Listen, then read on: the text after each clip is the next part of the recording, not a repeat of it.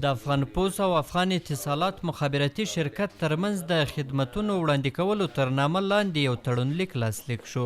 د دې تړون د لاسلیک پر مهال د افغان پوسټ دولتي شرکت رئیس رحمت الله مکی وویل چې د دې تړون د لاسلیک وروسته به په ټول هیواد کې د اتصالات سیم کارتونه په قانوني توګه سره ویشل کیږي چې ورسره به د فساد د مخنیوي ترڅنګ د جنایي جرمونو په کچه کې هم کموالی راشي.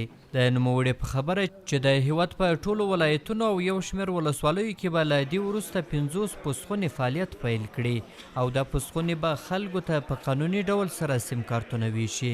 دغه تفاهمنامه بل په دې معنا باندې ده چې د فساد او د خیانتونو د جنایت مخه ونیولی شي، چونکې زمونږ دغه ولس یو ځورېدلی او مظلوم ولس ده.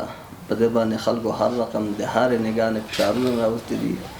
اوس امارت اسلامي یا د مخابراتو د وزارت په همکاري باندې یو سیستم جوړ شوی ده چې د دغه شیزونو مخنیوی وشي چې څوک اختطاف یا نور جنایي پیښې بندې شي.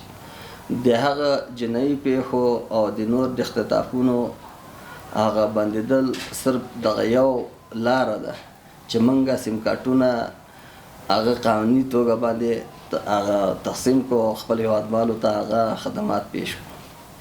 د دغه تړون د لاسلیک پر مهال د افغانستان اتصالات مخابراتي شرکت حقوقي سلاکار سید خالد عزیزي وویل چې دوی به د افغان پوسټ له لوري په ورکول شویو خونو کې د خلکو لپاره ټول اړین خدمات وړاندې کوي. د نوموړي په خبره چې د سیم کارتونو د قانوني ویش ترڅنګ به دغه راز په سیم کارتونو کې شته ستونزې هم خلکو ته حل کیږي. اوسنۍ تفاهمنامه چې کوم د 50 پوسټخونو په خاطر کیږي، ان شاء الله په راتلونکي کې به دا نور هم کیږي، وړاندې کیږي، نور به توسعه ورکول کیږي. او د دې یو مثبت پوینټ دا دی چې د نه تنها د سیم د راجستریشن هغه وي، یعنی سنټرونه په دې کې به هغه د انګلیسي په اصطلاح فول فلج مخابراتي سرویس او خدمات وړاندې کیږي خلکو ته. لکه څنګه چې جناب مولوي صاحب مخکې اشاره وکړه خو به چې ولسوالۍ کې فرض نه چا خدمات ته ضرورت شو، سیم کارت به مثلا بند شو یا کوم مشکل سره پیښ شو، د مجبور ولایت ته مراجعه کوله.